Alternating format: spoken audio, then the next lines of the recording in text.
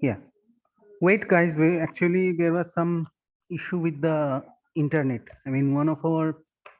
Can you hear me? Is it possible? Can you hear me?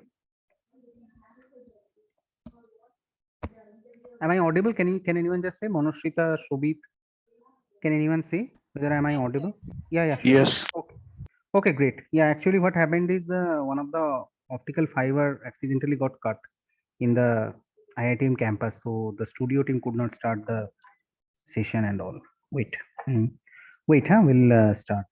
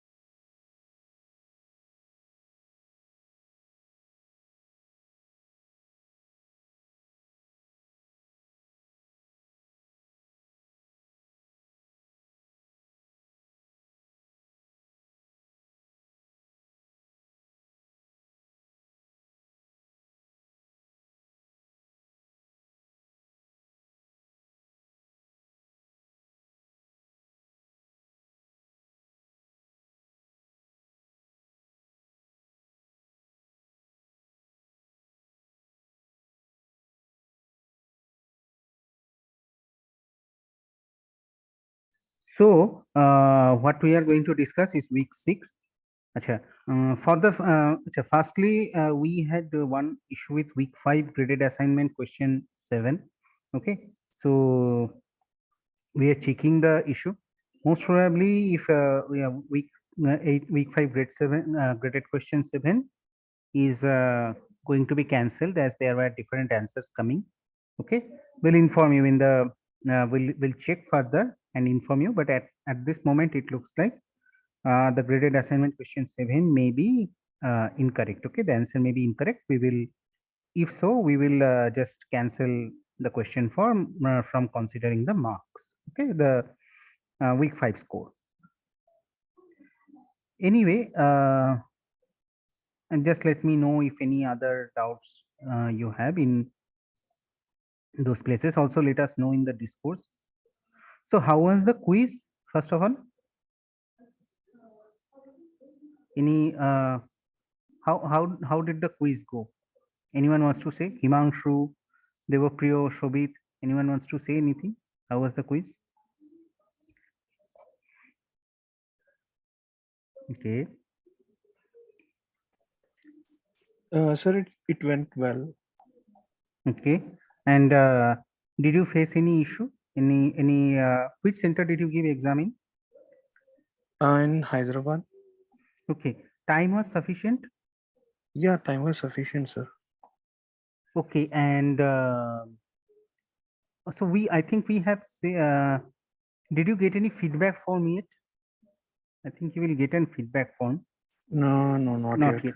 So, I mean, as a general, was it very difficult? Was it easy? Was it moderately difficult? The quiz paper. So, like 1 to 10, how much? What grade you will give? I mean, as a difficulty level. Actually, for me, it was difficult. Mm-hmm. So, like 1 Because to 10, how much? so if 10 is like the most difficult, Mm-hmm. Mm-hmm. then I would say 7.5.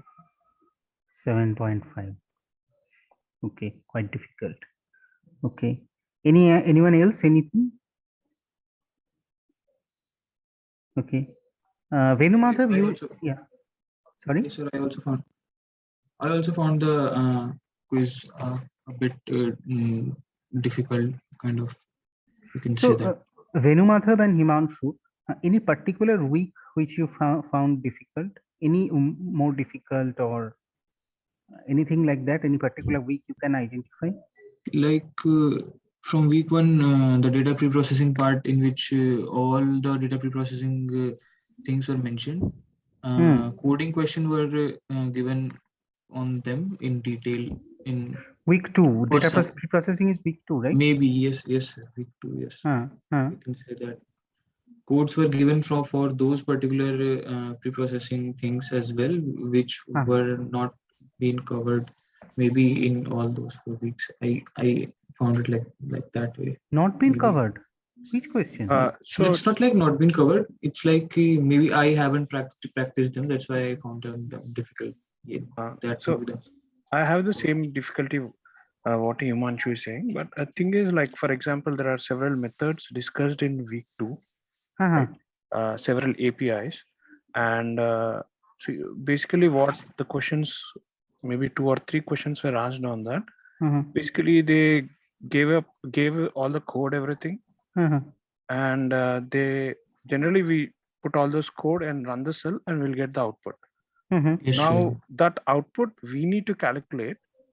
So sklearn was doing everything, but now the question is you calculate and write the answer instead of sklearn API. That's the main problem. It's Many questions. it felt like MLT rather than And MLP. for many questions, the data set which was given was California data set. So when I first read the questions, I was a bit confused on how to approach all these, because the most of the But like did you for the check California the? data set, it is the shape of the data is the maximum we know. Other than that, after reading the question one or two times more, I got to know for some of the questions that how to approach this particular. It's not that we have to run the code and get the answer, but yeah, Yeah. for the first impression after reading the questions, it was like I need to have Run the code. yes, I need to run the code to get the Ah. answer. For in the first impression I got to know, because it was like mostly questions were code based. It was like code Yeah. after code after Yeah. code, and Yeah. all were based on California data set, and these modules were being used for data processing. Pre-processing modules were being used on that particular. For example, if we use these modules on a particular array or set of array which was being mentioned, then it could have been obviously we can calculate and we can do all those things. But for I'm just saying, for the first impression, when we got down onto that, for some questions I got to know how to approach. For some questions maybe I didn't I get, think, but I mean, what we did is we kept the output in between whatever output is coming, we kept as a comment line in the inside the code. And the output of this line will be then colon this thing. So This is actually, the problem was, I think it required very in-depth knowledge and a lot of yes. no practice very compared in-depth to knowledge is the quiz and what we had So because last year. The difficulty level was high. They said 7.5. I would say it is 8, 9. But the thing was, it required you have to dabble with the code, see all parameters, see yeah. what is the the type questions of the output. got us by surprise, actually, we can say that, because Week 2 in the questions, is it? not week two, overall we can say that, because Mm-hmm. previous year questions and quiz as well, for the mock Previous as well, year would be easy. mock as well, there was some sort of questions being asked in Acha, those acha, particular acha, things. yeah. That's why maybe that could be a You reason. saw That that mock and then okay.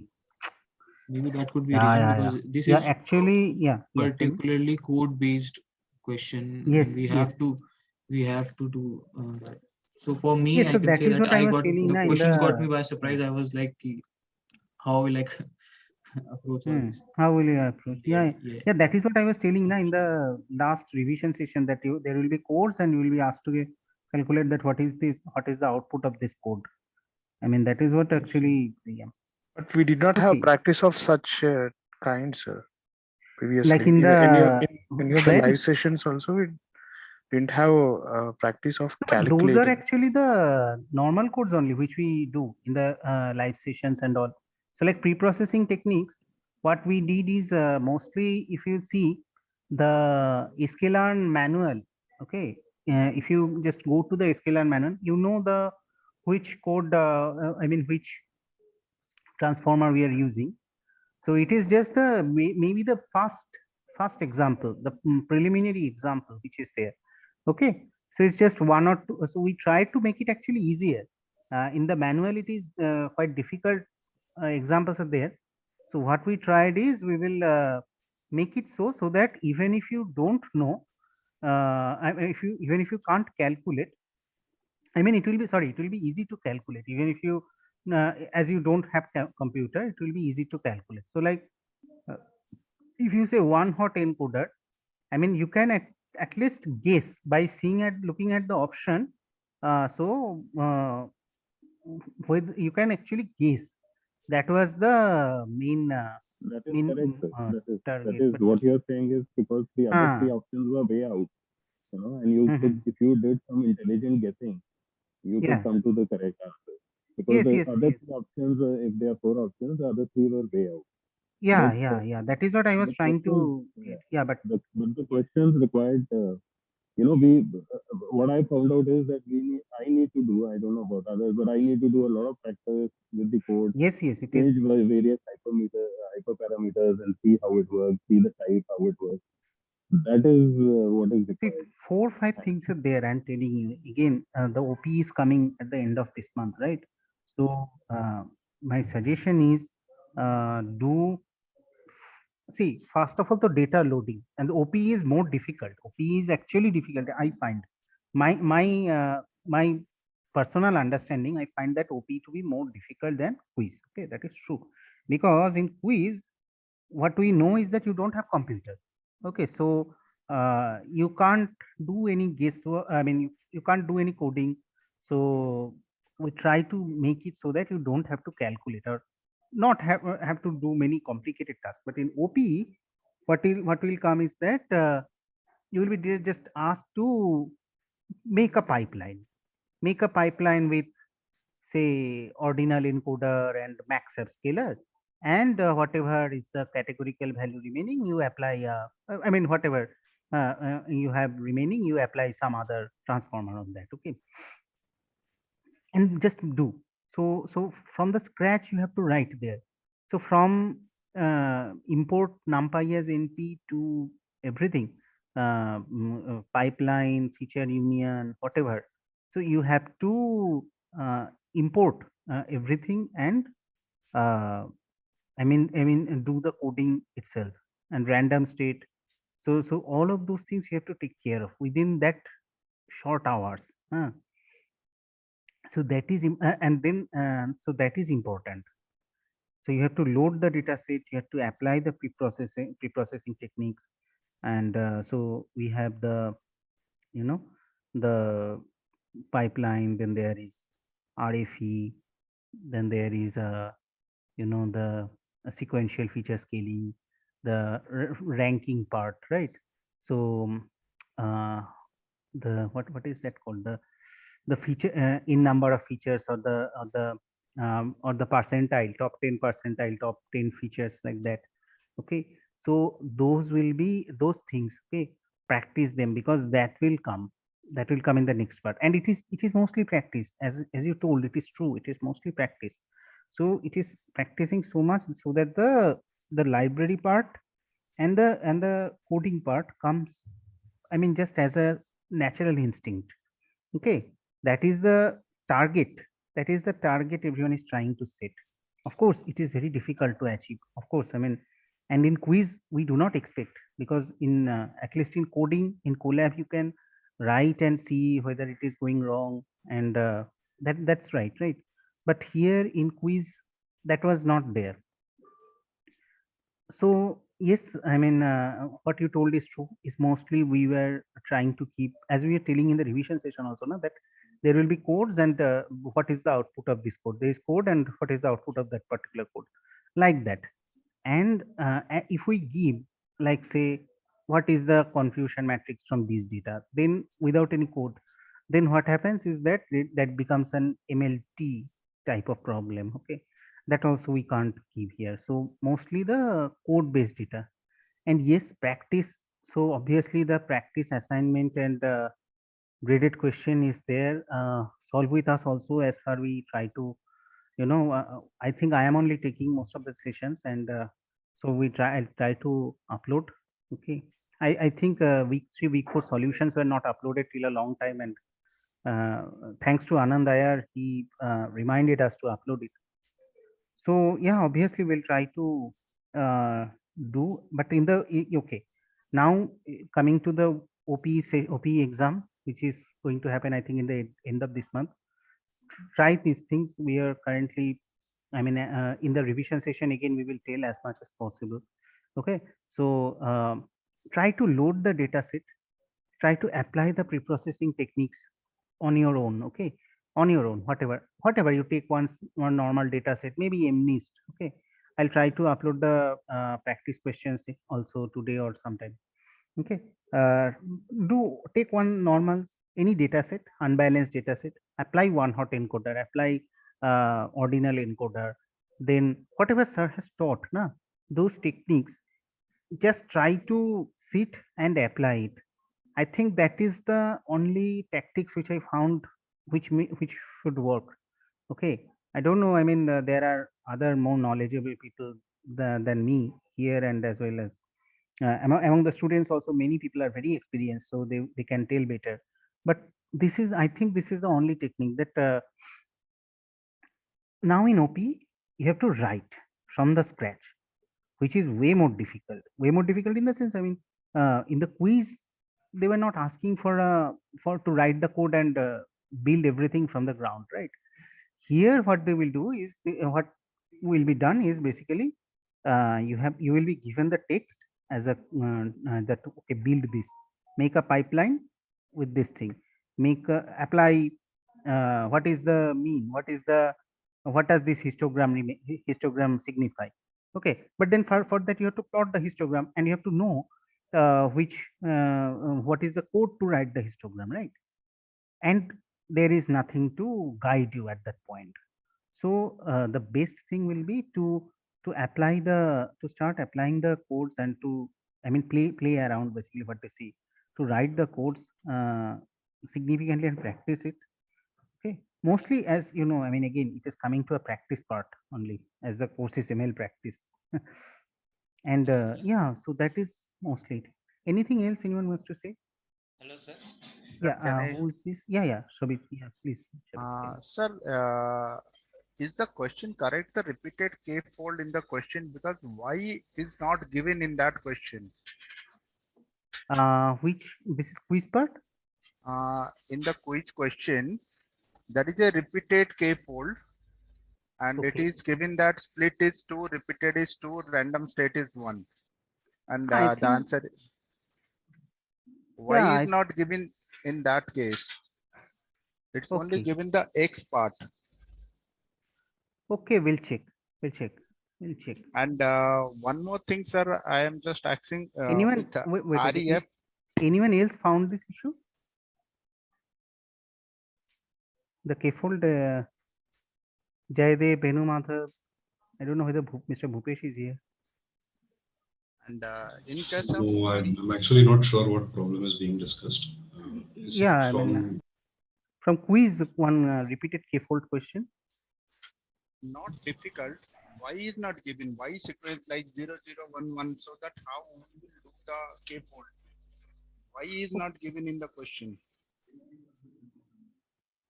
Okay. Okay, anyway, we'll check. We'll upload the solution also. Okay. One Yeah. more question, I just have a little doubt in recursive Feature removal elimination. REF. Yeah, correct, sir. RF, yeah. And that in that case, we have 3 true we have to choose. Features that in that question given is 3 features we have to choose. But generally when we do it, that the output of boolean always coming true in combined. That if you try it we will always get true, true, true, then all false. How many of No, them? no, no. That is not true, right? Always. I mean, The at the support is a different, so there is something called a mask. So Okay. that after you do the RFE estimator will give us an attribute called support, and that what that support is an array of booleans, and wherever there is true, that means that particular column has been picked. Hmm, hmm. So it's not necessary that all the trues will lie next to each other, because you could pick Yeah. first column, ninth column to the 13th column. Yeah. Right? Yeah. So that order you cannot mess with, because otherwise what will happen is that you are shuffling the columns, right? We can't do that. So that is why Hmm. that Boolean thing is mentioned. The trick there is to figure out that total number of truths should be 3 somewhere. Nee, Yeah. that's correct. That's correct. But generally, when we do, if you run the code, always the output vector, output array coming, true is coming from the initial stage. No, no. How many features we have selected? When you generally run the REF code. No, no. First of all, it is RFE, but as Jayadev actually told, correct, sir. I mean, at the so if it is column 1, column 2, column 3, column 4, column 5, and we are selecting column 5, column 3, and column 2, then it will be false, true, true, false, true, right? It should not come true, true, true, Yes. false, Yeah. false, false. Right? Right. Anyway, in that question, there was only one option which had 3 true. Ah, The other ah. all had, so you could easily. Yeah, I tried to make that, because otherwise it is like, I mean, yeah, I mean, otherwise it would become more difficult. Yeah. But I think that part is clear. Sabit is trying to say something else. I'm not clear Yeah, what that yeah, is. yeah. Could you clarify, please? Sabit, I think, is telling that generally when we are doing the true parts, all the true columns should come at the beginning, which you actually answered that it should not, because the columns are Yeah. designated, and the true parts should detect or inform which particular column is Right. true, which particular column is selected. Is it Because if true? all I the mean, trues are coming at the same in a contiguous fashion, that means that your features are already ranked by yeah, importance. is it true? I That is mean, not likely to happen. yeah, I mean, are we understanding correctly, Sabit? I think Sabit was only telling. Sabit, are we understanding it correctly? Okay. Sir, Yeah, who is this? sir Abhishek, sir. Yeah, Abhishek. Hi, Abhishek, tell me. Yeah, sir. So, sir, I actually solved the previous term quiz one paper before this exam, and somewhere I feel that this in this exam the question patterns were more what to say that Difficult. program oriented, Yes. difficult and program oriented, which I appreciate, sir. I No, it's appreciate okay. Yeah, for I this. understand. Huh.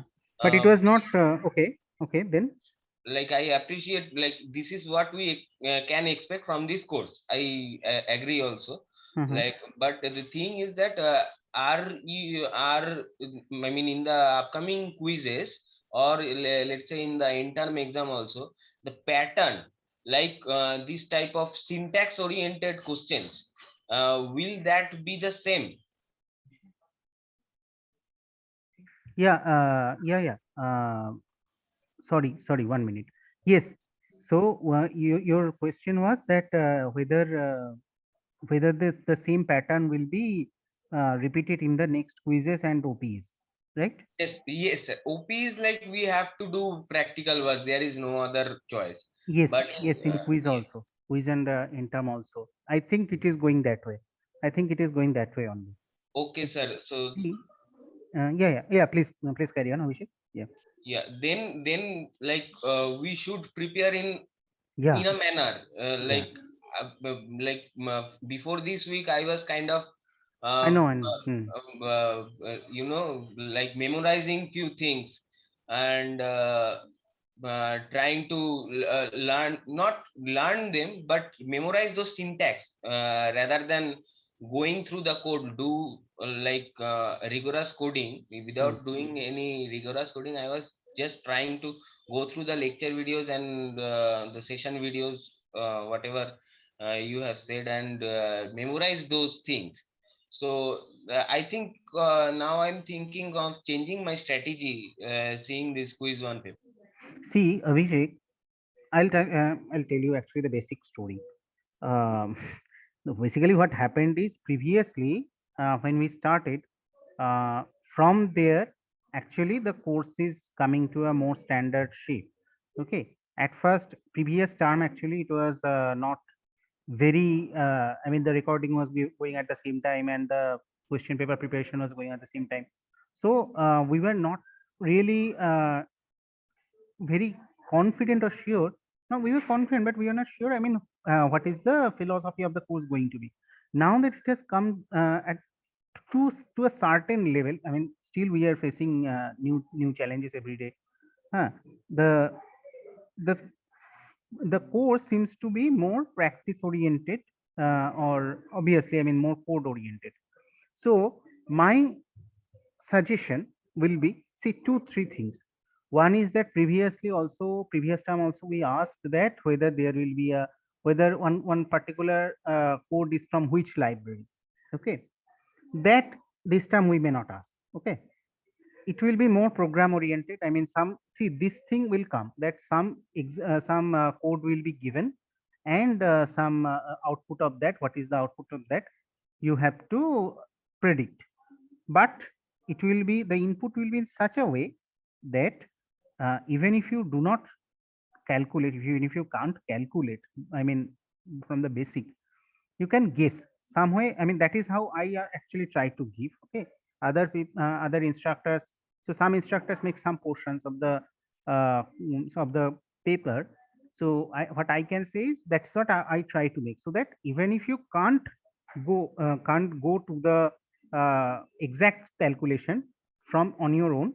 Okay, but what you can do is you can just somehow, you can, by seeing the option, by seeing the code, if you know the basic, what is the code doing, what is the one hot encoder suppose is doing, huh? Or what is the what does a pipeline do, if you know that, okay, pipeline does this thing, pipeline combines the transformers, one hot encoder encodes the things in a numeric categorical variable in a numerical part, right? Or like that. No, not nothing like a very technical high function discussion, like, okay, what is the difference between this thing and that thing. Try, generally I have seen that they do, I mean, it is not given. Okay, more practice on the more knowledge about the, okay, this thing, what is the basic one line perform, what does the thing perform, what is the, what does it do, basically, what does a one hot encoder do, what does um, say this thing do, say, as I was telling, pipeline, or how do you load a data set. Okay, what is the optimum way to say, um, in SGD regressor, what is the way to say fix the epoch or epoch value, or something like that. And of course that will come in the search that I was telling in the revision session or in the live session also, that those code snippets which are there in the black sir has written. Okay, those are quite important, so that will be coming. So like, what is the exact way to do this thing. Okay, so one option will be, say, loading option, one option will be some, one option is correct and the other four options are wrong. So the basic way will be to, again, coming back to the same thing, that write the codes, I mean, try on a any data set, if you find any data set or any normal data set also, okay, which we can gather from the internet, or in from UCI laboratory, or I don't know, I can I'll ask Amruta also if she wants to comment something. So how to prepare basically for quiz and OP in the next 3 exams are there, right? So that will be the best case. So you have to write the code and try to, so if you know that this is the way to apply one hot encoder, this is the way to visualize a histogram, or write a histogram in the collab, huh? So that is the basic goal we are, everyone is looking for here. Amruta is here. Amruta, would you like to comment anything? I don't know whether she can. Yeah, Amrita, hi. Hello? Yeah, hi, Amrita. Yeah. Please. Hi. Yeah. Can you hear me? Yeah, I can hear you. I think, yeah, we can hear you. So we are discussing on now that from previous term what we asked in quiz 1, this term quiz 1 is actually more difficult and slightly changed, because previous term quiz 1 was new and we were not really sure what is the philosophy of the question paper, but now we are more sure, right? We know what we are going to do and everything. So in this current aspect, how can we practice more for the upcoming OPs and quizzes? That is the question which we are trying to understand. Okay. So I would say you can practice on all the graded assignments and practice assignments given, and try to remember those estimators and from which SKLM library we are using that, because we are not providing any PDF, right? Usually. The collabs we have, I mean, yeah, we were still discussing. We have not, they have not provided yet. Yeah. Yeah, actually, we were in the process of thinking that we may provide that one data sheet like thing. For example, we provided formula sheet for MLF. So similarly, we planned to provide a data sheet which contains all the names of all the regressors and classifiers from which SKLM library it is taken. So such Yeah. kind of If a they PDF can make was also. yeah. So we were in that discussion only. So if that is available, then it will be pretty easy for you to refer to that document and code, because some simple syntax errors will lead you to no result, right? So that one also we are planning. Anyway, I mean, yeah, it's still in the planning stage and we have lots of questions to Yeah. prepare. So let's see. Yeah. Yeah. Anyway, so that's what I think. I mean, more practice is the key. It looks like, huh? Quiz, we won't give you much any calculation or something which you need, which you need the computer for. If uh, any like California housing, I think he was telling, I think what we have done in California housing question is that the basic requirement to solve that question was to understand the shape, and the initial shape we gave in the comment inside the code only, as far as I remember, or something is I mean, what we will try to do is this thing. Okay, so if something is required, some other information is required, we will provide that inside the code itself, so that yes, as I think someone was telling, either Devapriya or Benuanda was telling, or Himanshu was telling that at first it will look like quite difficult, but if you read it one or two times, maybe a little, then you will understand. Okay, at first, yes, at first if you just glance over it, maybe may look really I mean, problematic, but just read one or two times, you will understand that there is always a way to, I mean, solve the problem, okay, properly, basically. And if you know how to I mean, the code properly, then to no issue, you will just finish it within 1 hours, or more than 1 hour, obviously. I mean, sorry, I mean, half an hour maybe. Okay, so that is what we are trying to do. And one another thing, sir. So in OP, Mhm. how important, how much this map part is getting importance? Math.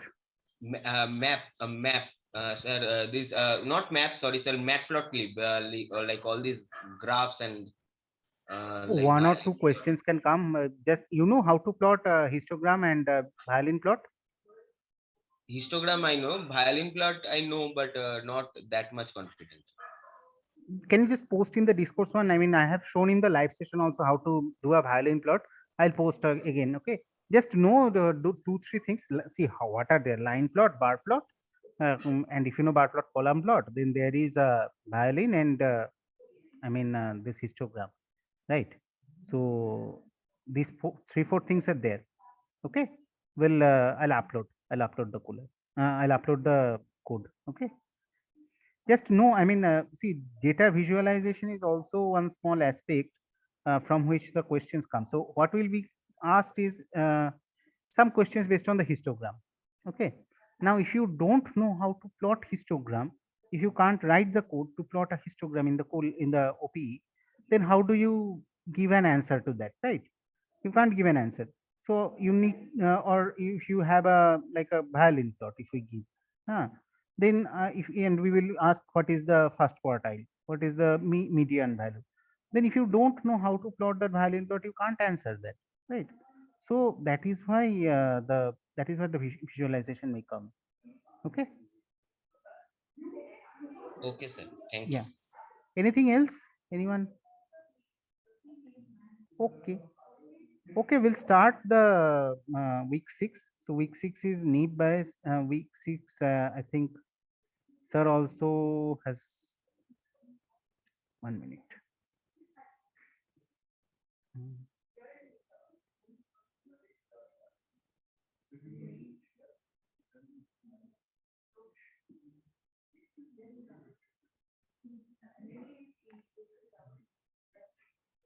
Okay, so need bias, I think you have, I think many of you have gone through the MLT also. Okay, so again, this is just the basic practice of how to apply need base. Okay, and so we'll go through the slide once, we'll go through the collabs once, and the practice questions also we will see, and the activity questions also if possible we will see. Okay. Acha. Yes, Venuma, the session is not being live streamed. That is what I was telling. I mean, the optical fiber at IIT Madras campus got cut somehow due to accident, so we could not live stream it. Yeah, I'm recording it, so most probably we'll try to upload the recording. Okay. Yeah. So that's why actually it got delayed to start. Anyway, let's start now. 1 minute. Let me. Sorry, not layout. Yes. So Neighbors applies Bayes theorem, right? That we know. What is the naive assumption here? The naive assumption of conditional independence between the pair of features given the value of the class variables. Given the class, what is the assumption? What is the naive assumption? The naive assumption is that there is conditional independence between every pair of features. So, I mean, obviously, 1 mark question that what is the naive Bayes question? Naive Bayes, what is the naive assumption in the naive Bayes question? Naive Bayes classifier. So, option 1 is this one. Then option 2 is something else. Just picking from this slide only. Okay, this full thing will be written, and that is one statement, one option. So naive Bayes in the naive Bayes in the Bayes theorem is that the naive assumption of the conditional independence between every pair of features which are given, given the value of the class variable. Okay. Now for a given, so what is that? What does it mean? So for a given class variable y, and the dependent feature vector is there x1 through xm, then so xi given y will be equals to, so the naive assumption is given by x. So for all the cases, so xi given y, x1, x2, x3, for all the cases there will not be any dependence between the class and the feature. Okay, so even if it is p of x1, x1 given x1 given y, p of x2 given y, p of x3 given y, there is not much, there is no dependence, so all will be equal and there will be no dependence between the features. Okay, given the value of the class value. Again, why is naive Bayes used? Naive Bayes is used to classify, and so given that this is the class, given that a particular class is there, naive Bayes tries to and explain that whether there is any naive Bayes works on the assumption that there is no dependence between there is no conditional dependence between the features, right? So naive Bayes learners and classifiers can be extremely fast as it has more sophisticated methods. So these are fast basically, which anyway obviously it is fast. Otherwise, why would we bother about it. Okay. So, Sir, yeah, sure. Tell me. so if the features have some kind of dependence on each other, we should not use naive Bayes, or is it, when do we use this naive Bayes? Yes, so that is what we were coming to. Let me see. Let me check. We'll get back. Okay, that's what. Yeah. So, when do we use naive Bayes and how do we use naive Bayes? Okay. So naive Bayes is used with an implementation from sklearn.naive Bayes module. So we have 5 types of naive Bayes classifiers. One is Gaussian, one is Bernoulli, one is multinomial, one is categorical, and one is complementary. Okay. Now, naive Bayes, what does it do? It implements the fit method to estimate the parameters of naive Bayes classifier with feature matrix and labels as input. So it implements fit method to estimate the parameters, and the prediction is performed using a predict method. Okay, so it can implement either fit method or predict method. So it implements the fit method to estimate the parameters of the classifier with feature matrix and labels as inputs. Okay, fine. Now, if the data, so for 4 separate cases are there, 5 separate cases are there to answer the previous question, that there are 4 separate cases, and when can we use naive Bayes? So if we have the data to be multinomially distributed, okay, if there is a multinomial distribution like text classification and on, then we use multinomial naive Bayes. Okay, then we implement the naive Bayes algorithm for multinomially distributed data. So we instantiate a multinomial classifier and then we call fit method using xtrain and ytrain. So we just write the same way that from sklearn.naive Bayes we import multinomial naive Bayes, and then obviously multinomial naive Bayes the same way which we apply one hot encoder and other preprocessing techniques. We just apply fit method. Okay, we just call fit method using xtrain and ytrain. If the data is imbalanced, then we can apply complement naive Bayes. Okay, then there are separate algorithms which it is applying.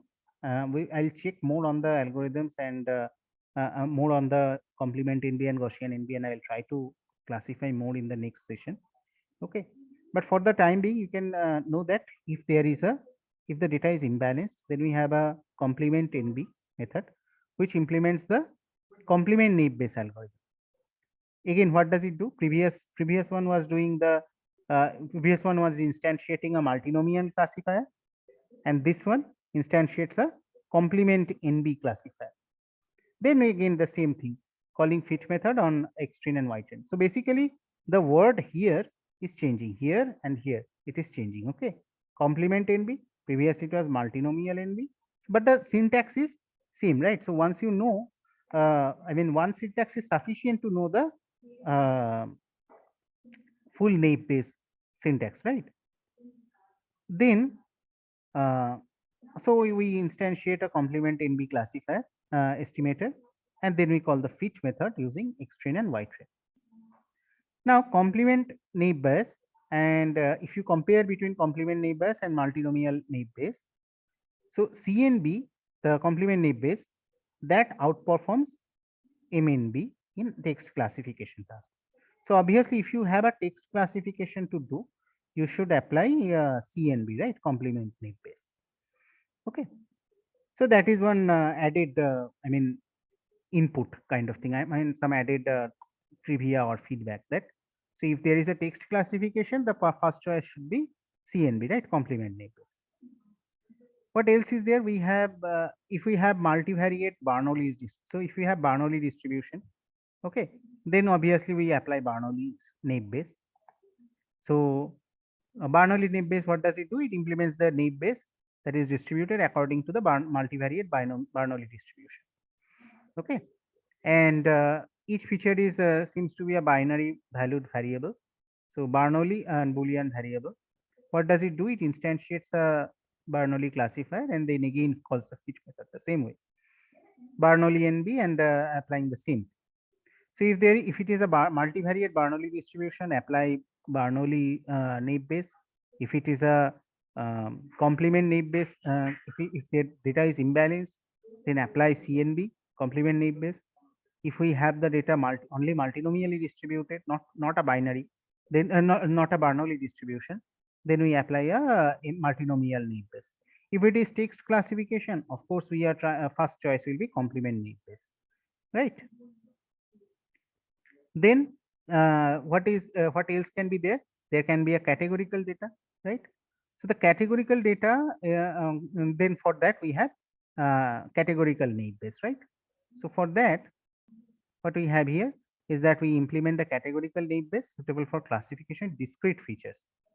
So these are suitable for discrete features which are categorically, of course, distributed. So if the features are categorically distributed, then we utilize the categorical naive Bayes. We instead, again, the same formula from sklearn.naive Bayes, import categorical NB, and then CN category, and then you define the variable and apply the fit method on the X train and Y train, right? So that is the basic thing. Yeah. So we have 4 types of naive Bayes algorithm. We have naive Bayes operators, basically estimators we have seen. One is categorical naive Bayes, which we apply if the data is categorical. If the data is Bernoulli distribution, then we apply Bernoulli NB classifier, Bernoulli naive Bayes. If we have the imbalanced data, then we apply a complement naive Bayes. If we have the multinomial data, then there is multinomial naive Bayes. Okay. So does that solve the question which we are referring to?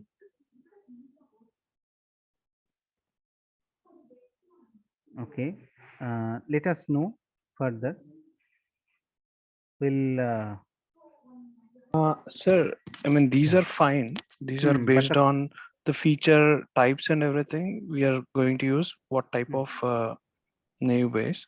But thing is, like when we are doing pre-processing, when you are exploring data, you find that some of the features are not independent of each other. So there is some kinds of dependency. Dependence. Right? Then do you do pre-processing and apply naive Bayes, or is it like you are anyways going to apply one of the 4? So how does it go? I think it will be better. The pre-processing is anyway a first part of the job. So it will be better to apply pre-processing and then come back here, come to the applying the naive Bayes. Okay. I think that should be the answer. I'll ask others also. Yeah, Amrita. Usually just I would like to comment that see naive Bayes classifier anyhow will assume that your features are independent. So that conditional independence is what the naive assumption is. So it will not see whether it will not make sure that features are dependent or not. The assumption is based on that, and based on that we are going to predict those prior probabilities, and then we have to model. So is it like please go ahead. Yeah, so that is how naive Bayes works, right? We are going to predict some prior probabilities. And then based on that, we while testing, then we can use that one to predict the label of the given data, test data. So in case there is a sorry, please. Yeah, you go ahead. No, so in case there is a dependence, what do we do?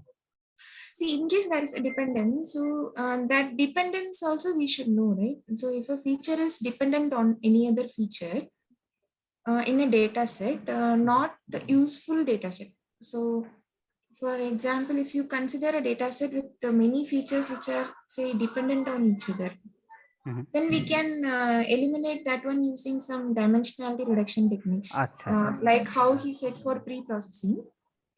We must use only discriminant features. So that is what the baseline that we have learned for any machine learning algorithm. Right? So if you want your model to be to perform better on test data, that is if you want your model to generalize well, so the data set should be containing features which are discriminant and unique.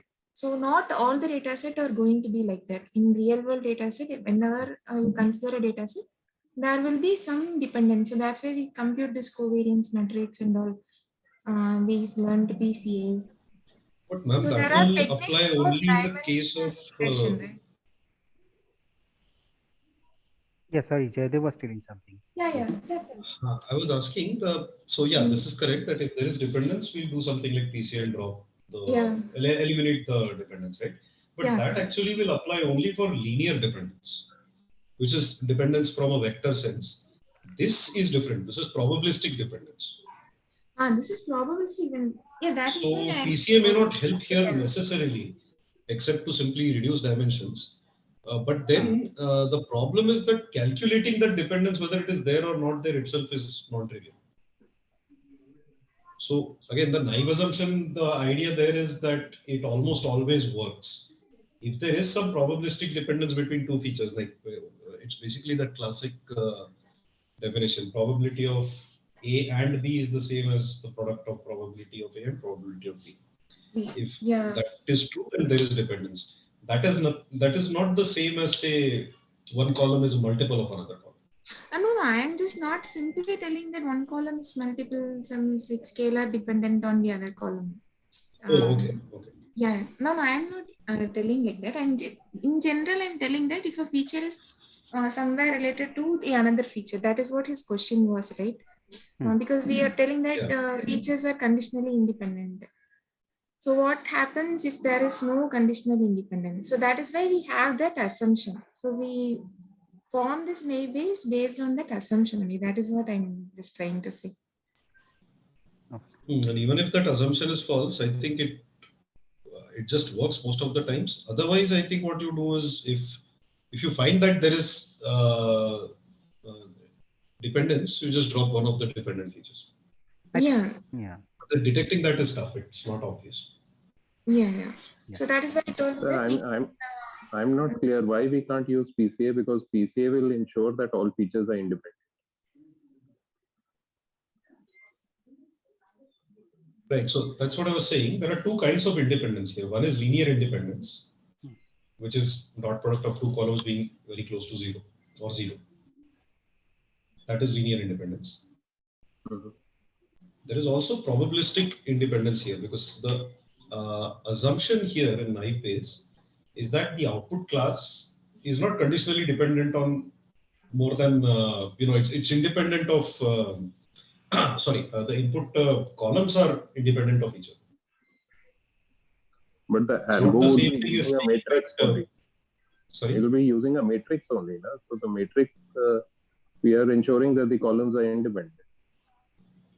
That's only if you do PCA, and you should do PCA. No, even but the that eliminates naive only base, one kind of independence, I'm saying. In the naive base also, it will be a matrix which is working behind the algo, or no? Yes. No, yes, it is. Okay. So there also, if we ensure that they are independent columns, will it not? Then PCA PCA only removes linear independence. It doesn't remove probabilistic independence. Okay, what is the difference? So let's see. Do we have any slides? I'm sorry, of the naive base assumption, of the naive assumption. Yeah, 1 minute. You can share. So this slide you're talking about? Right. Yeah. So the probability of a particular class being found, given. Sorry. Yeah. Sorry, you were saying something? Yeah. No, please go on. Go ahead. Yeah, go ahead. So let's take a look at the right hand side. What is the probability that the feature xi takes a particular value, or a particular column takes a particular value, given that the output is something? That's what the RHS denotes, right? And on the left hand side, what we have is that whatever your xi is doesn't depend on other x not equal to. No, but the question is, what is the difference between linear dependence and probabilistic dependence, right? So you're telling this is probabilistic dependence. Probabilistic. Linear dependence would be entire column is some scalar multiple of one other entire column. That itself has nothing to do with probabilities. So here, Here, the probability is relative to the class, whereas in PCA, class is not taken into account at all. The target. Yeah, correct. Here, the independence is conditional on the target variable. Class. Why? Yeah, Amrita, sorry, you are telling. Yeah, that's what he's giving the correct difference only, right? Yeah, I think, yeah, Jaydev, carry on. Yeah, you are telling something. Okay, so basically what? Yes. The feature, the live-based assumption, again, in other words, is that, let's talk about one very specific iris, for example, right? 4 features, 3 classes. So if I know that a Setosa species has a particular average sepal length, and I know that average, right? That should give me no information about the distribution of the other ones, other columns. That is probabilistic independence conditional on the class. When I say this, that I know the average sepal length or the typical sepal length of a Setosa flower, that should tell me absolutely nothing about the petal width of Setosa or versicolor or virginica, anything. It should tell me nothing about the other columns. So it is conditional on the class that given y is there, right? In both these examples, in the both expressions here, xi given y is there. That y is what makes the difference between linear independence versus conditional independence on the class. PCA doesn't consider y at all. It only works on EX. Yeah. Agree. Yeah. Thanks, Jaydev. Yeah. So does that solve the question? I mean, what the person was asking, I think. I'll take the cue, sir, but I'm still not clear because finally it is the feature vector which is going to be, even if it is dependent upon the class. In this case also, if we say subject to class say 1, I'm still assuming that they are independent subject to that class. So I am assuming the independence of the features only. So it's going to be pxi oblique y into px1 into px. So because of that, I'm multiplying the features. So PCA is also assuming that they are independent. That matrix has independence of columns. So I'm not clear, but I get that there is something to do with the class. So I'll probably research further or find out. I'm not completely clear. First question was that, so what should we do when there is conditional dependence, right? I mean, now that we are carrying that there is a conditional independence assumption. So what should we do when there is a conditional dependence? So the answer to that is, I think that yes, we can apply different we always go with the assumption. I think Amrutha will correct me if I'm wrong, that we can always go with the assumption that there is a we always carry with the assumption that naive Bayes is goes with the conditional independence assumption. But before that, we apply different preprocessing techniques and to check that there is no, we apply we select those particular variables. Does the performing PCA reduce conditional dependence? Okay, yeah. Class conditional depend, I think no. It won't modify it at all. It definitely reduces linear dependence or eliminates it entirely. Yeah. Okay. Class conditional dependence means probabilistic dependence, is it? Sorry, Jaydev?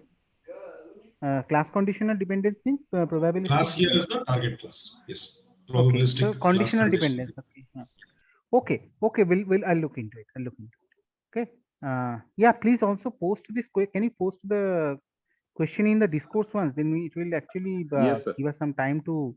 Yeah, Vivek, please post and yeah. Actually, one more thing. Sorry, I know this is dragging on, but I just thought of something. Yeah, sure. See, PCA is basically going to rotate things in space, right? Again, that has nothing to do with class conditionality as such.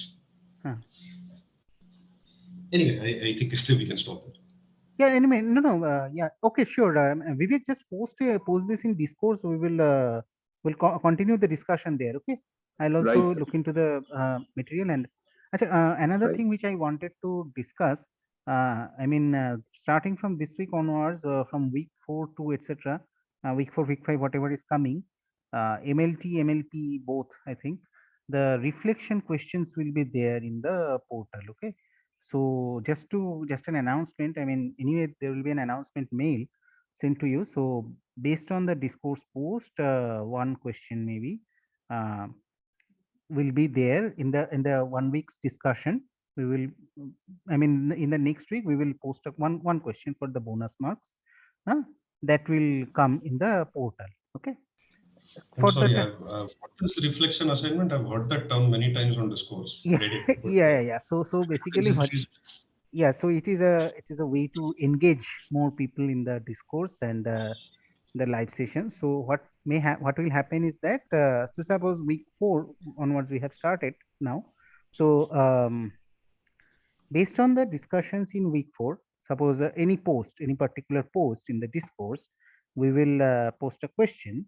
Okay, that and taking account of all your discussions. So Jaydev told this, Anand Iyer told this is where is Anand Iyer's point making sense, where is Jaydev's point may not be making sense, where is so based on Shreya's opinion, is this thing correct?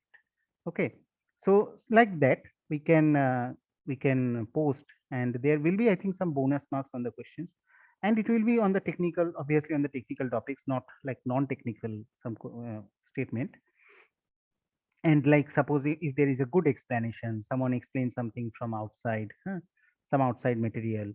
Okay, so based on that, so if there is a based on, and we will give the if we will give the relevant post link also.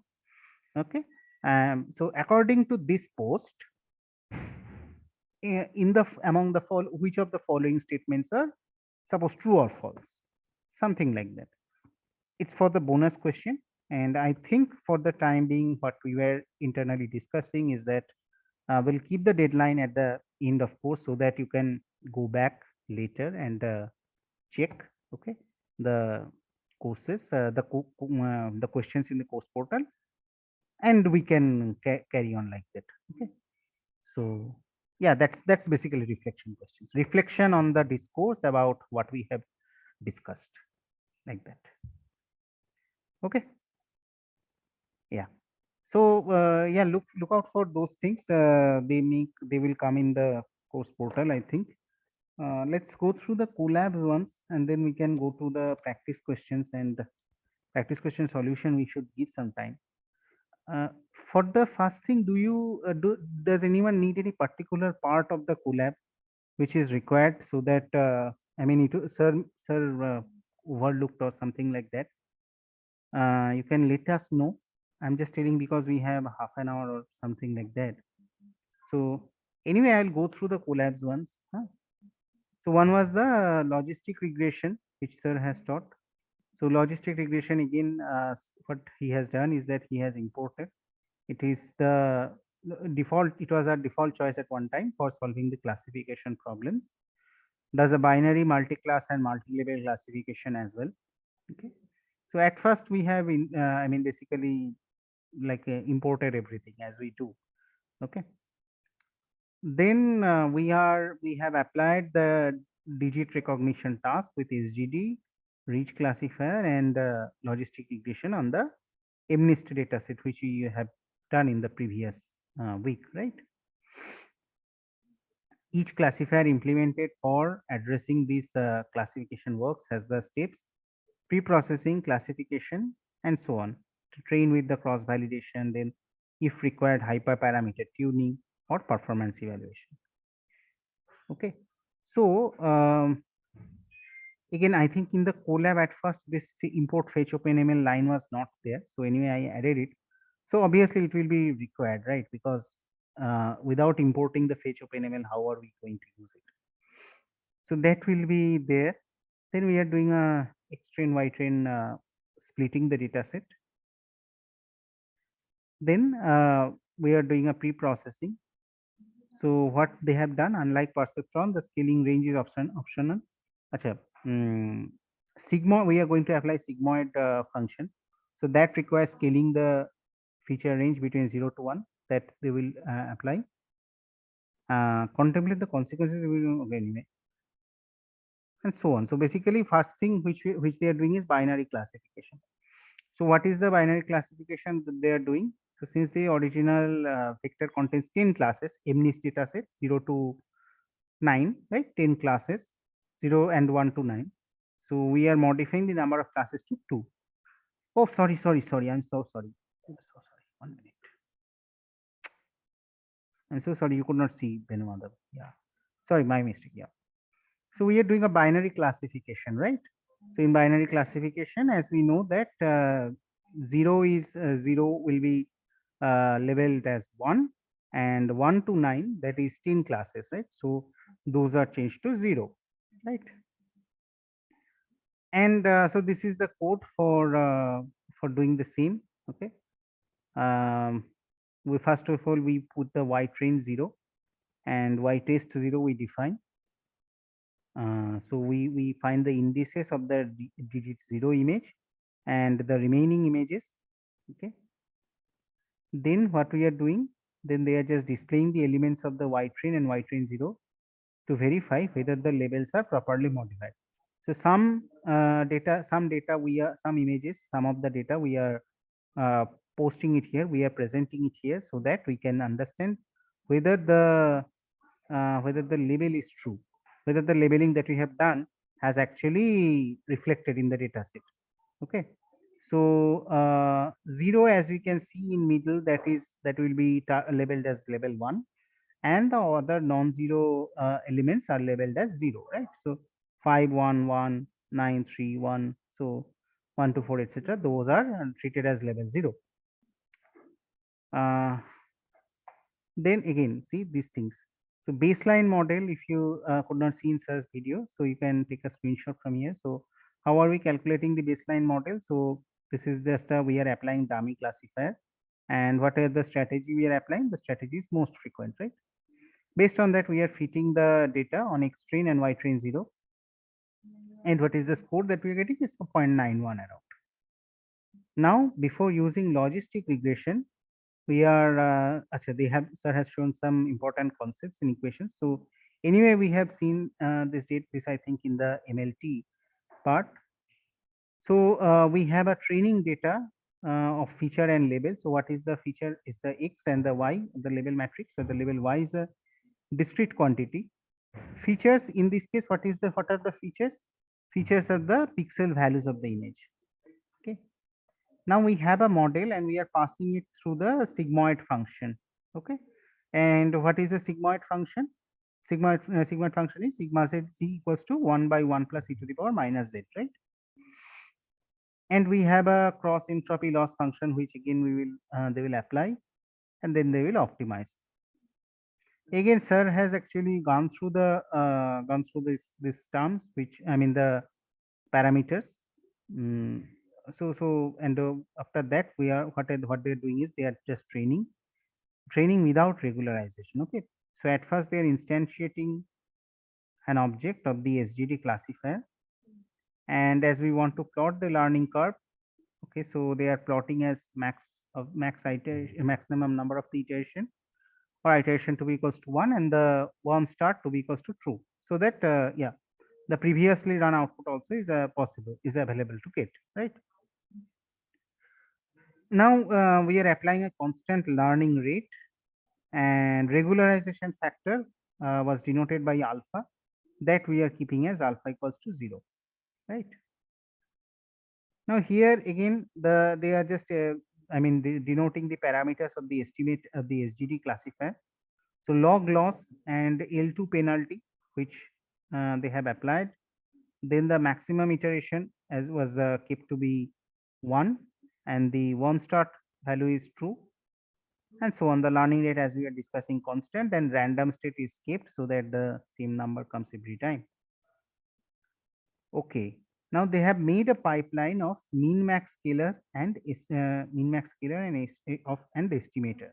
So estimator is this part, this SGD classifier. So they are making a pipeline of the min max scalar. PC won't reduce class condition. Okay, okay, fine. Thank you, Amrita. Okay.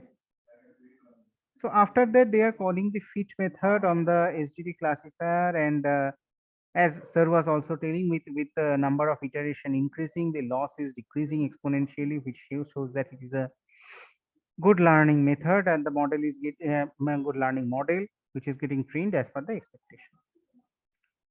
So obviously there is a training and testing accuracy we are calculating, and obviously then there is a precision recall and F1 score also, which we are trying to calculate, and again confusion matrix is being calculated.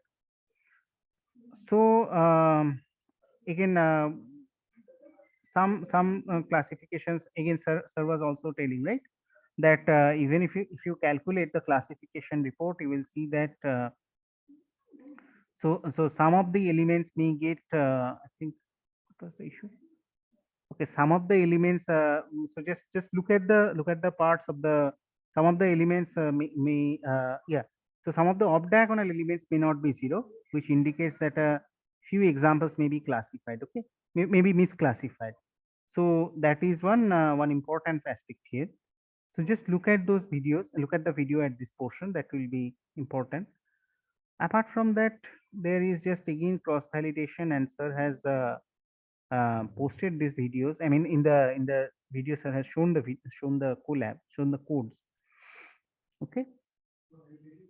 And again, sir has actually tried to calculate what is the weight value. I mean, whether many of the how features are. I mean, the mean of the weight is around 0. Okay. So that we have shown here, that it is interesting to observe how many weight values are exactly 0. Okay, and so many of those features so all of those features, they contribute nothing in the classification, right, as their weight is 0. So see, there are 67 features actually in particular which contribute 0, nothing to the classification algorithm.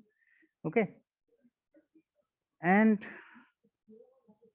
so apart from that, there are regularization parameters which are applied. We are applying alpha to be equals to 0.001, which is the regularization penalty. Then we are applying again we are applying fit on the training data, okay, on the SGD classifier. And so at the end of with regularization, we end up with slightly higher value of loss at the end of 100 iterations compared to the without loss, without regularization, which we are doing, right. Here what we are doing, the graph actually becomes much more square shaped, right. I mean, much more faster it decreases, right, and becomes becomes asymptotic, right, if we do with regularization. So that is what mostly was there. And again, here there are less number of features which are okay, the number of values with okay, but the actually the mean concentrated here around the 0 value, right. So that was the main aspect here. So many previously it was much more distributed, the feature the weight value of the features were more distributed, right, much more scattered. But here with regularization, what happened is that many of the I think what happened is many of the values just concentrated around the 0 value, right. Yeah, again they print the classification report. Achha, let us show the images first. Obviously that is required. Again, there was some error which came, okay, we'll see.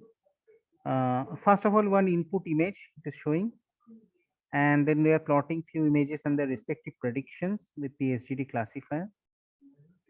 Okay. Obviously the 0 values are predicted as 1, that is true, and the 1 to 9 were to be predicted as 0, right. Then they are using randomized search CV and so on. What else is there?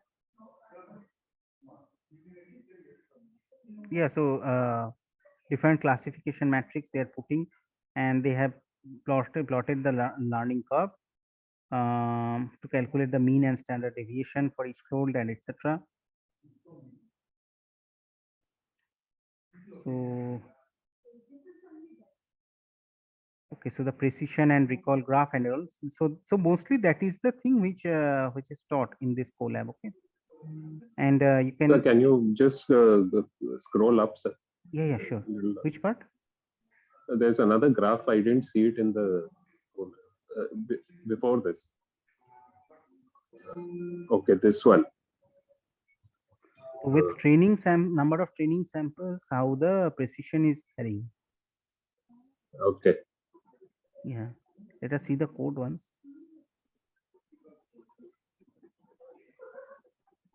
Can you take a screenshot? Yes, sir. Thank you. Yeah, everyone just take a screenshot. Okay, if it was not visible in the video, just take a screenshot. So maybe I think with see, you know, I mean, ultimately what will happen is we will provide the collab. I mean, we also understand it is difficult to every time. Yeah, I mean, maybe next time or next to next time we'll see what we can do. Anyway, yeah, just take the screenshot for the time being. If any other portion you see which is not there in the video, just let me know. I'll also try to go through. Okay, and in case you see any part which is hidden, okay, in the video, just post and tag us in the discourse. Okay, we'll post it there. The code we will post there. No issue.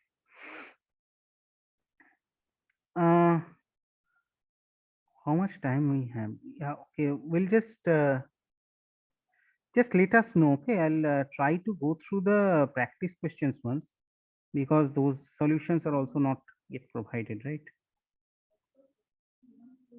Let me stop this one, sharing this one.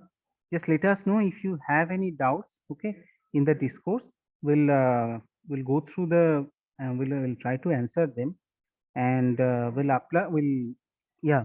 In case you need any code, obviously we are always there. Just we'll upload the code. Okay, in case it is required. I don't think there is any other hidden code here. Let us go through. No, no other hidden code was there.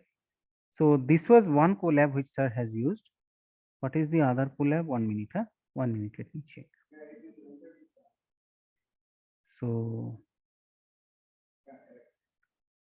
this one was logistic regression. Then there was another collab called 1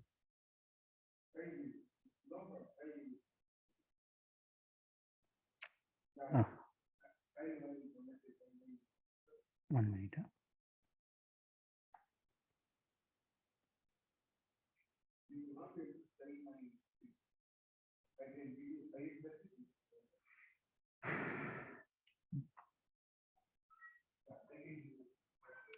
Yeah, so text classification again with nib based classifier. This one just used the I mean we had some 20 news groups. Okay, and then they tried to classify what are the news item, you know, the types, news item types. So again, so 20 news group data is there, and which we download at first, obviously. So here, can you briefly explain this Sorry? TF-ID vectorizer? TF-feed vectorizer. I have also not seen. So let me check. Let us go. Obviously, let us see. Converts a collection of raw documents to a matrix of TF-IDF features. Acha. Okay, what is TF-IDF feature? First of all, is there anything? Okay, let us see in the user guide. Text analysis is a major application field, and however, the raw data, a sequence of symbols, cannot be fed directly to the algorithms themselves, as most of them expect numerical features vectors with a fixed size rather than raw text document with variable length. So sklearn provides utilities for the most common way to extract numerical features called tokenizing, counting, and normalizing. Now in this scheme, the features and samples are defined as follows. Achha, what is token? Can you see my screen? Yeah. So tokenizing is strings and giving an integer ID for each possible token. For instance, by using white space and punctuation as token separator. Okay. So strings tokenizing is strings and giving an integer ID for each possible token. For instance, by using white spaces and punctuation mark as token separator, counting the occurrence of tokens for each document and normalizing and weighting with Okay, sir. yeah, okay, let So me it's coding every word. yeah, it is Giving sorry, it is yeah, it is checking every word. So, and what is vectorization? Vectorization is the process of turning collection of text documents into feature vectors. Okay. The specific strategy, tokenization, counting, and normalization is called a bag of words, though while completely ignoring the relative position. Okay. Okay. So, how many times the word is occurring? Okay. So, based on that, they are classified. Huh? Irrespective of the relative position information of the word in the document. So, without understanding the meaning, can you imagine? I mean, without understanding the meaning of the, I mean, relevance of the word, they are just they're just applying. I mean, they're just selecting based on the word occurrences. Now, as most documents will typically use a very small subset of the words used in the corpus, resulting matrix will have many feature values. That yes, obviously this is a sparse matrix then, right? Because many of the feature values are 0. In order to be able to store such a matrix in memory, but also to speed up, it uses sparse representation, but that is true. What else do you use? Count vectorizer. Now we have to go to TF feed, right? Yeah. Some words will be very present, hence E and D and S, okay, hence carrying very little meaningful information about the actual content. If we were to feed the direct data, those very frequent terms would shadow the frequencies. Yes. Now, in order to reweight into floating point values suitable for usage by classifier, it is very common use to use the TF-IDF function. So TF means term frequency, and TF-IDF means term frequency times inverse document frequency. Oh, this is nice. So TF-IDF is term frequency into inverse document frequency. The term frequency, the number of times, and what is term frequency? Term frequency is the number of times a term occurs in a given document. And input, yeah. So there is a function of the function of the text itself. So what is T? I will just check what is T. So IDF of T is equals to, there is a mathematical function where N is the total number of documents and DF of T is the number of documents in the document set that contain the particular term. Okay. So basically it is all dependent upon the what is the particular term which we are looking for, whose frequency we are calculating. So based on its frequency, a meaningful word it should be, right? Because it should not be a and the this verb or preposition or article. Those are not the correct words, right? So what we are looking for is the, I mean, the meaningful sentence, meaningful phrase or words. So based on that, they are trying to calculate. This is How very does this interesting. log 1/n help? How that helps, I mean, we have to see the paper actually. Let us see what paper is there. Oh my God. Very nice thing it looks like. So I think we have to read the paper on that.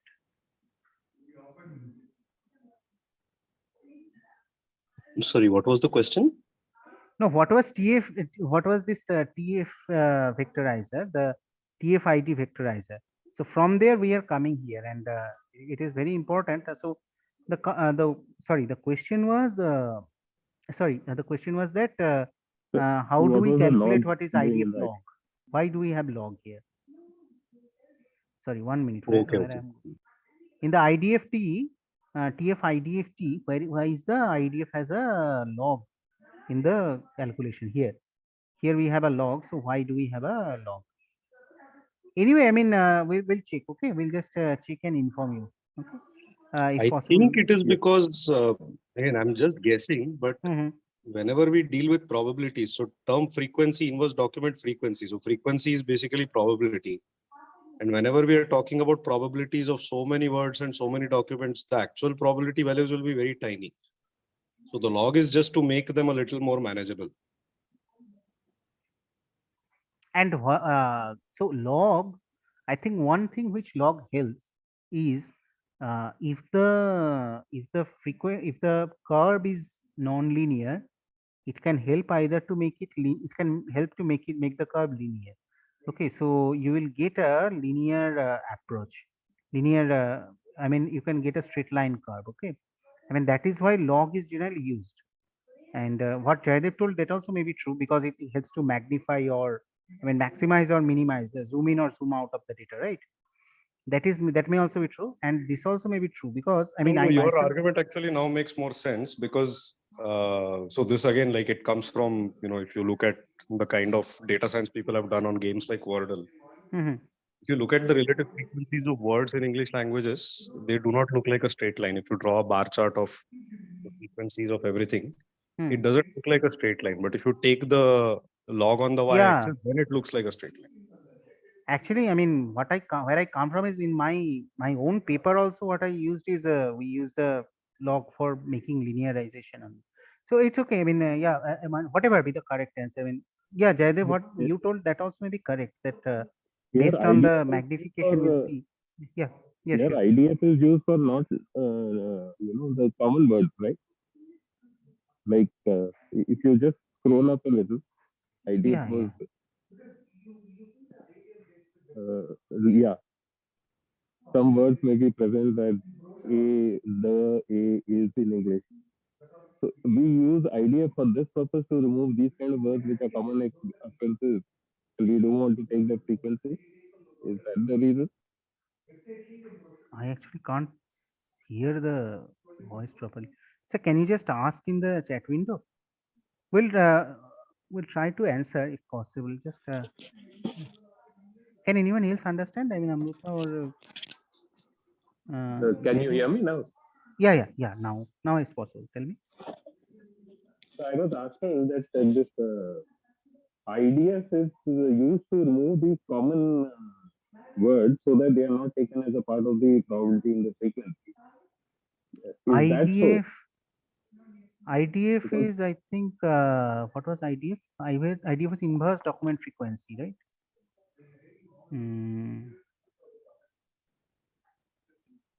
Number of times a word occurs in the document, so they want to inverse that. Yeah. So basically, because they want to remove the common words from the term frequency. Yeah.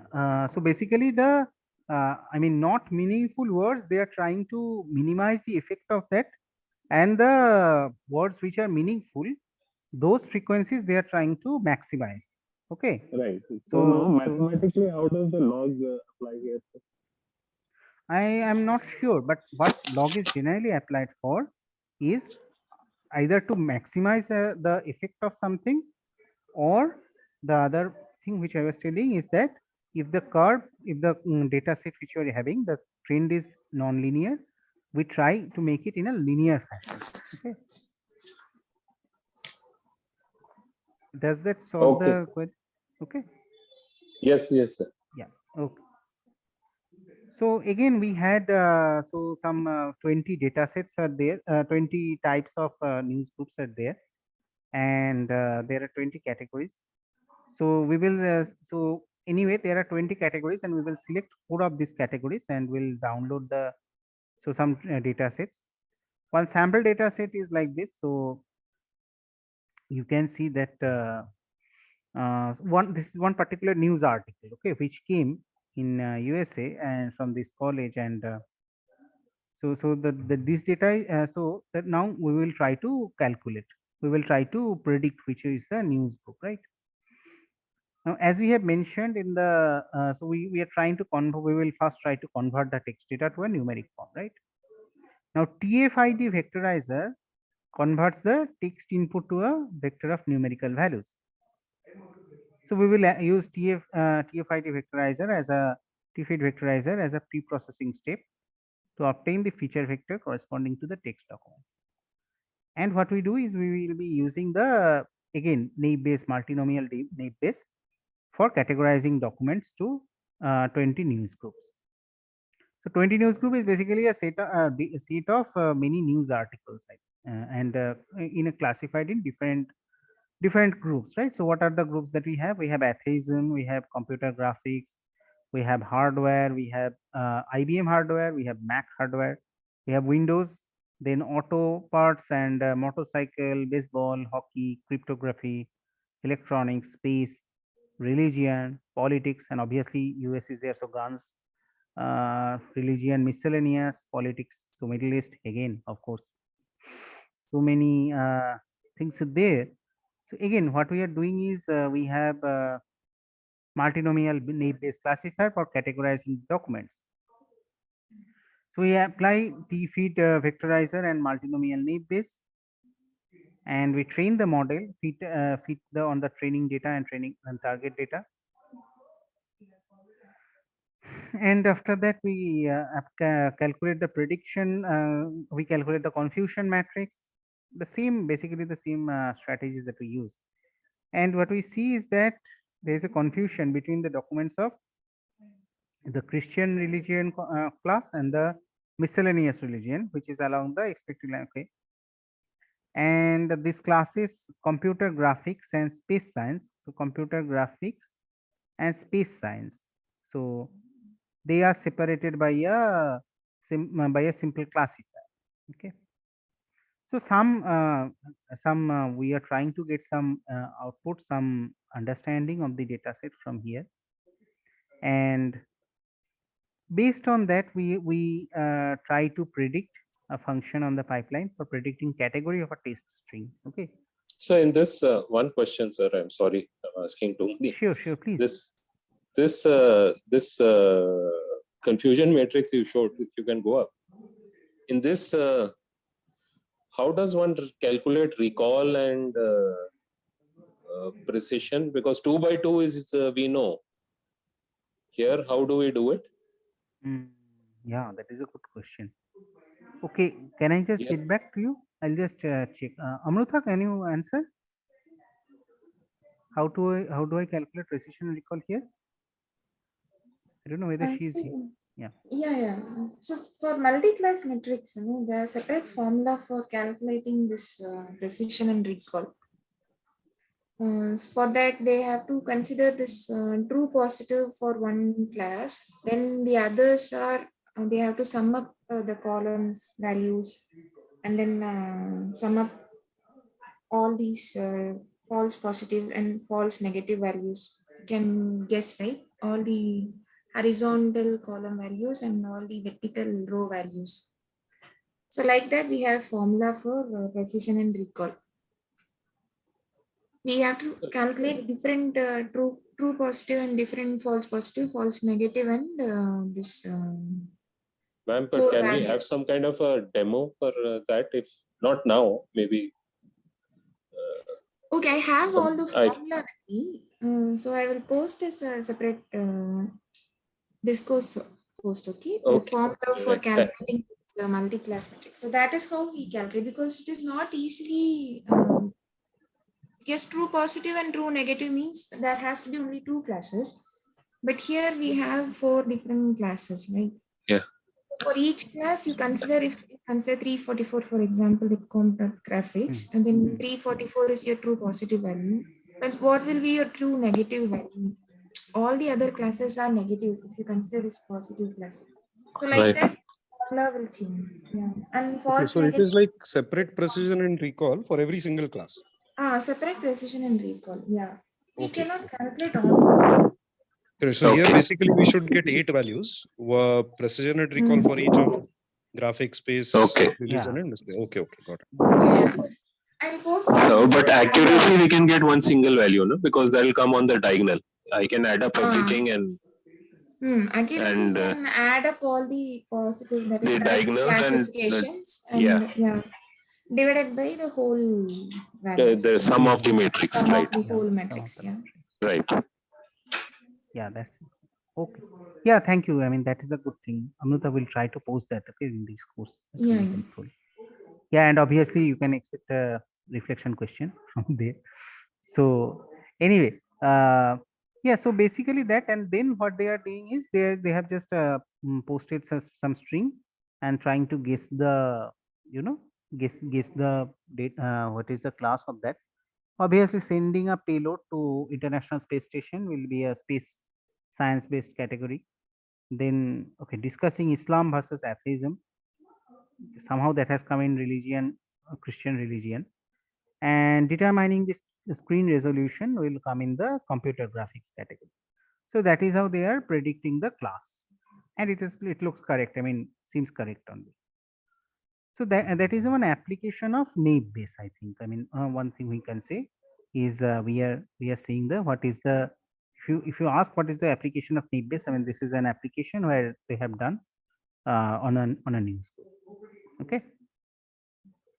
So yeah, I think So here, what are we trying to predict? I didn't understand.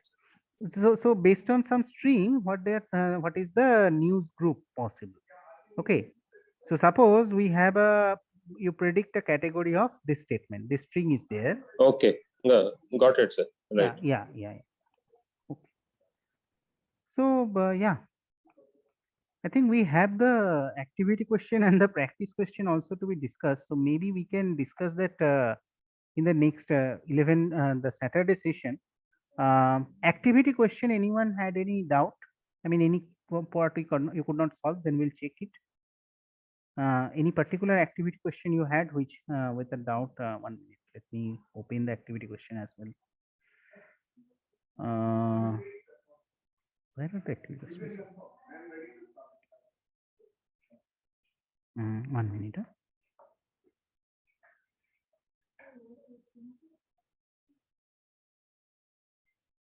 Sorry. So which of the following is the correct assumption about naive Bayes? Again, this is just from the slide, right? So we have seen this.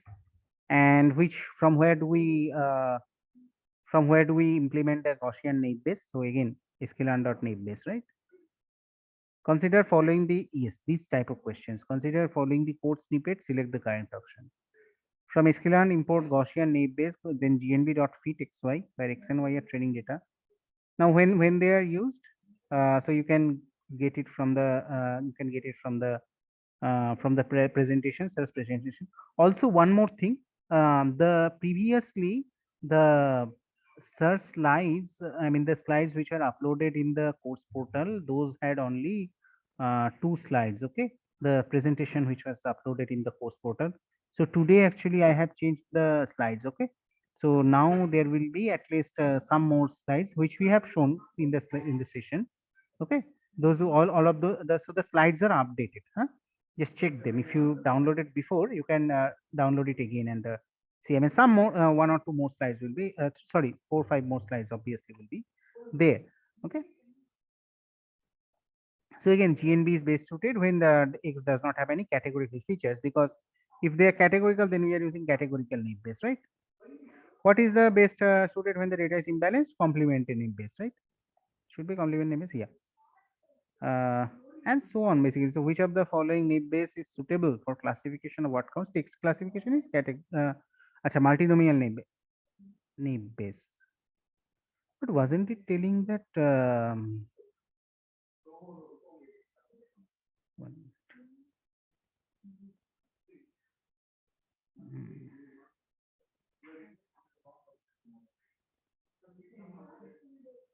CNB performs MNB? Okay.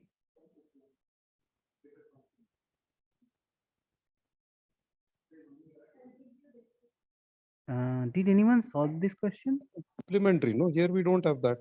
Oh, sorry. Yeah, we don't have This is complementary. categorical. Yeah. Sorry. Yeah. So if complement NB was there, it would be the complement NB, right? Anyway, so those are the things mostly. So dummy classifier, yeah, I mean the dummy classifier we have already seen in week 3 4 how to make a baseline, right? So yeah, so all of these are correct. It ignores the input and serves as a simple baseline only,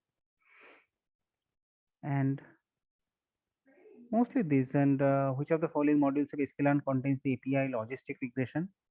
Okay, so logistic regression came in this MNIST and all, right? Okay, so if anybody did not have any issue, we'll stop, but we'll start with the practice question and this thing solve with instructor in the next session. Okay, just let us know if any doubt is there in between, and yeah, we'll post. Yeah, anything else anyone wants to talk? or we'll end the session? Just practice the course, because in OP also those are important. So writing the code from scratch, it is quite difficult task. I know.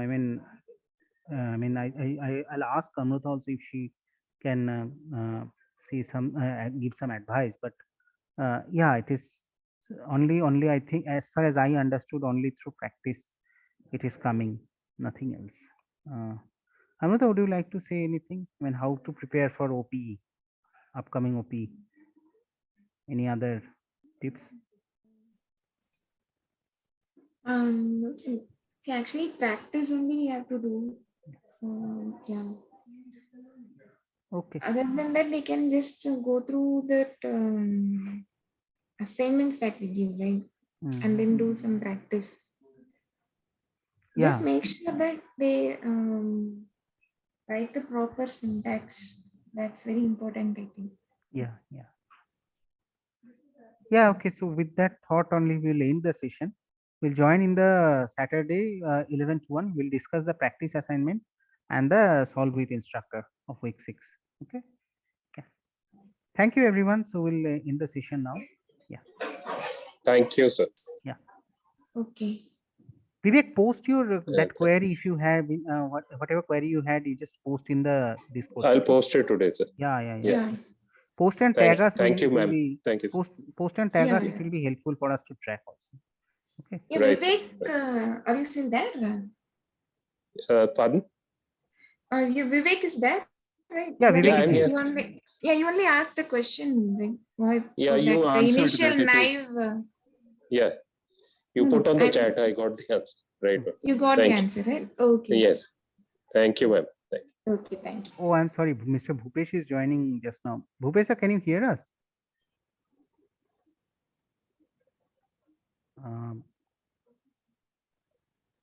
Okay, so Bhupesh sir, we are finished. Yeah, can you hear me? Hear us? Yeah, hi. Yeah, hi. So yeah, we're just ending the session. So Okay. we'll upload the recording in the YouTube. Sure. So due to some network issue, we could not do the live stream, and we had to finish. We had to start at late. So I just saw the notification and then I joined.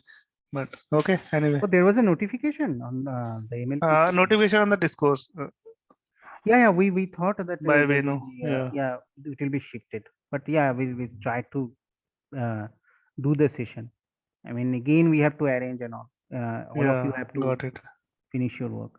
Anyway, we'll upload the recording in the YouTube. Okay. Sure. I'm recording I'll watch it. Okay. Yeah. Okay. Thank you, everyone. Thank you, Amrita. Thank you. Close the session. Thank you. Thank you, ma'am. Thank you, sir.